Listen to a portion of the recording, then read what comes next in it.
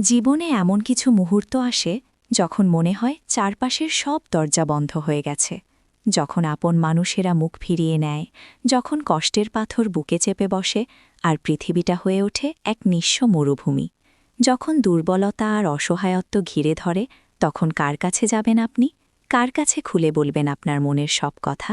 আজ থেকে প্রায় ১৪০০ বছর আগে আল্লাহর সবচেয়ে প্রিয় বান্দাটিও এমনই এক কঠিন সময়ের মুখোমুখি হয়েছিলেন। মক্কায় যখন জুলুমের মাত্রা চরমে, যখন তিনি তার প্রিয়তমা স্ত্রী খাদিজা রাদিয়াল্লাহু আনহা এবং আশ্রয়দাতা চাচা আবু তালিবকে হারিয়ে একেবারেই একা, তখন তিনি একটু আশ্রয়ের আশায় ইসলামের দাওয়াত নিয়ে পাড়ি জমিয়েছিলেন তায়েফের পথে। বুকে ছিল একরাশ আশা, হয়তো এই মানুষগুলো এর কথা শুনবে, সত্যকে গ্রহণ করবে। কিন্তু কি পেলেন তিনি? পেলেন উপহাস, অপমান আর প্রত্যাখ্যান। তায়েফের নেতারা শুধু তাকে ফিরিয়েই দেয়নি, বরং শহরের দুষ্ট ছেলেদের লেলিয়ে দিল তার পেছনে। তার পবিত্র শরীর লক্ষ্য করে ছোড়া হচ্ছিল পাথর। আঘাতে আঘাতে তার পা মোবারক রক্তাক্ত হয়ে গিয়েছিল। ক্লান্ত, বিধ্বস্ত এবং হার্টব্রোকেন অবস্থায় তিনি একটি আঙুর বাগানে আশ্রয় নিলেন। চারদিকে শুধু নিরাশা আর কষ্ট। সেই নিঃস্ব মুহূর্তে, যখন পৃথিবীর আর কেউ তার পাশে ছিল না, তখন তিনি আকাশের দিকে তাকিয়ে তার প্রভুর কাছে হৃদয়ের সবটুকু আরতি ঢেলে দিয়েছিলেন। তিনি বলেছিলেন, হে আল্লাহ, একমাত্র আপনার কাছেই আমি আমার দুর্বলতার কথা জানাচ্ছি, এবং একমাত্র আপনার কাছেই আমি আমার অভাবের কথা জানাচ্ছি, এবং মানুষের নিকট আমার অসম্মানের কথা একমাত্র আপনাকেই বলছি। হে আরহামার রাহিমিন, আপনিই তো প্রতিটি দুর্বল ব্যক্তির রব, এবং আপনিই আমার রব।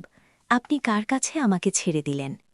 এমন অচেনা মানুষদের কাছে যারা আমার ক্ষতি করতে চায়, নাকি এমন শত্রুর কাছে যাকে আপনি আমার চেয়ে অধিক শক্তি দিয়েছেন? হে আল্লাহ, যদি আপনি আমার উপর রাগ না করে থাকেন, তাহলে এর কিছুতেই আমার কিছু আসে যায় না, কিন্তু আপনার আশ্রয় পেলে আমার পরিস্থিতি আরেকটু সহনীয় হবে।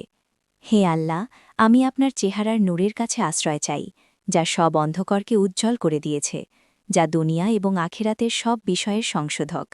আল্লাহ, আপনার রাগ এবং অসন্তুষ্টি থেকে আমি রেহাই চাই।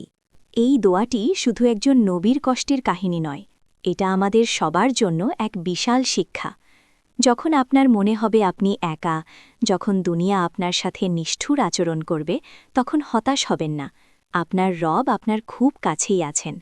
তার কাছেই নিজের সব দুর্বলতা, সব কষ্টের কথা বলুন। বলুন, হে আল্লাহ, তুমি যদি আমার উপর সন্তুষ্ট থাকো, তবে পৃথিবীর কোনো কষ্টই আমার কাছে কষ্ট নয়। আল্লাহ, এসব কাজই শুধু আপনারই খুশি করার জন্য করা, এবং আপনি ছাড়া কোনো শক্তি নেই, কোনো ক্ষমতা নেই। আপনার প্রতিটি চোখের জল, প্রতিটি দীর্ঘশ্বাস, প্রতিটি আকুল প্রার্থনা, সব কিছুই তিনি শুনছেন। বিশ্বাস রাখুন, খুব শীঘ্রই রাতের অন্ধকার কেটে গিয়ে একটি সুন্দর ভোর আসবে।